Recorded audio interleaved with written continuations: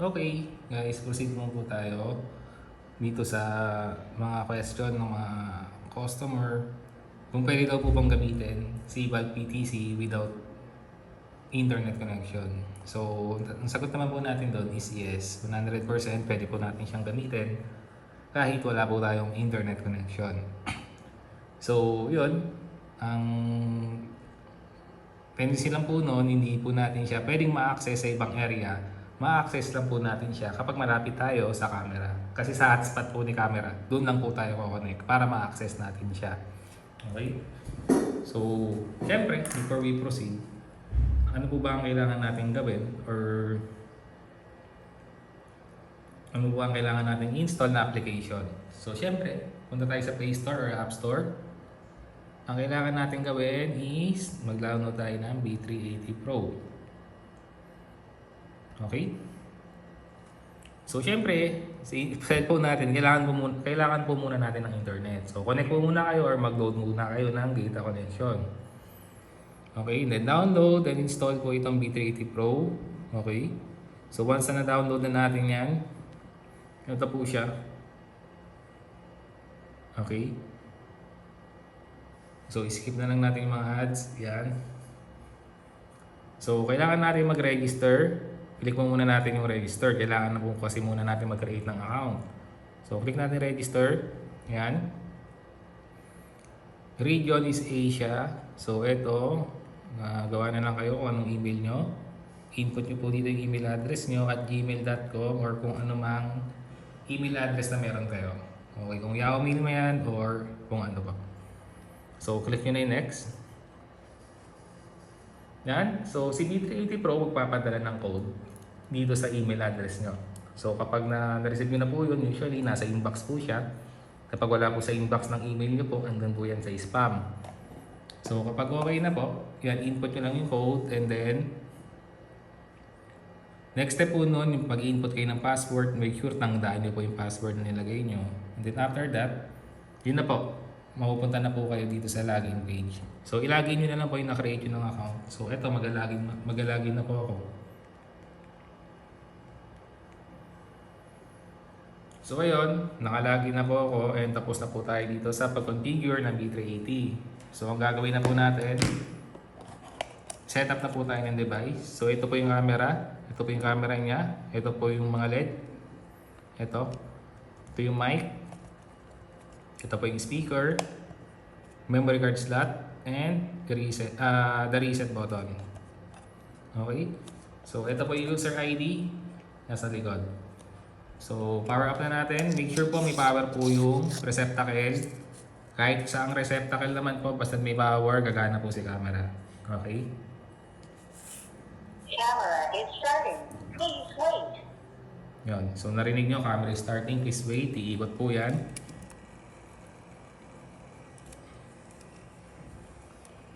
Please scan the QR code on the camera and wait for the connection. So, yun. Pag narinig nyo na po yung please scan the QR code, ito na po yung gagawin natin. Hindi po natin i-scan yung QR code. Mas madali po itong step na to. So, click natin sa Add Device. Add Device ID. Ito po, andito po yan sa likod, yung device ID. So, input natin 6621. Ito po yan ha. 213289. Or pwede nyo rin naman pong i-scan. No problem naman po doon. So yan, kapag okay na po, click nyo lang po yung continue. Yan, added successful. Lagyan nyo na lang po ng pangalan yung camera. Yan, home. Bahala po kayo kung gusto nyo pong pangalan. And then click view device. So nakikita nyo device offline. So, the next step, gagawin natin, i-connect na po natin si cellphone sa hotspot ni camera. So, punta po tayo sa settings. Okay. Wi-Fi. Hanapin natin yung hotspot ni camera. So, ito, yung hotspot usually ng mga CCTV camera na B380. Nagsisimula siya sa MB. So, i-check na lang natin kung tama ba to. Itong hotspot na to. So, ito tama siya. 66213289. So, connect na tayo. Hotspot is connected. Please return to the app to complete the network configuration. So may narinig kayong voice prompt na connected daw sa hotspot. So pag may lumalabas na ganyan, disregard nyo na lang. Punta tayo sa B380 since nakakonect na tayo sa hotspot. Yun. So click natin. Yan, activating device. Kung meron nalabas na ganito, device has not completed the network configuration and will not able to connect to the device via internet. Siyempre, wala pong internet or wala po tayong internet. Kaya ang gagawin natin is hotspot connection lang. So, i-click natin yung nasa baba, only for AP hotspot connection. And then, yan. Kung makikita nyo, connected na tayo sa camera. Okay? So, yung mga function niya, ito si PTC. Yan. Ito yung pag-left and then pag-right doon sa camera. Up, down, andyan po siya. Okay? Ito yung pag-control doon sa camera. Also, ito pa yung mga ibang function. Kasi light, yung ilaw niya. So, kung i-on nyo, ito po, on. And then, kung gusto nyo pong i-off nyo na lang po. Or kung gusto nyo pong automatic, yan, naka-auto lang yan. Pag i-click nyo po yung auto, kapag na-detect niya po na madilim na, magbubukas po yung ilaw niya. Okay? So, yan, i-off na po muna natin. Si motion track, ito, pag i-click nyo po ito, ayan. Kung makikita nyo, si camera, susundan nyo yung kamay ko. Yun, makikita nyo, umikot si camera. Okay, so si motion track, ang gamit po nito, kapag mayroon siyang nadedetect na movement, susundan po ni camera. Okay, kasama rin po sa recording yan. Okay, so disable po muna natin si motion track. And then, etong inversion naman, yan. I-invert lang yung display.